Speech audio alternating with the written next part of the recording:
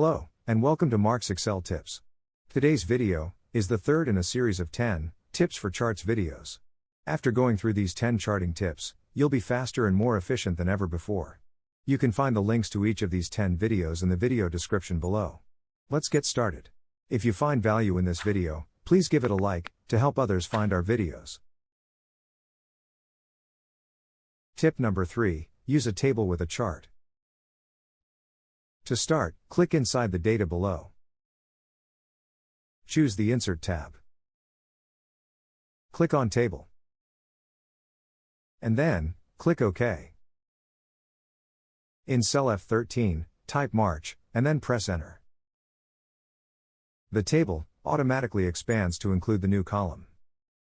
Type some numbers for each salesperson in the March column. The table automatically expands to include the new column. Notice the chart legend now has an entry for March, as well as the bars. That's the advantage of using a table with a chart. Any new columns or rows will be reflected in the chart automatically. That's it for today's video.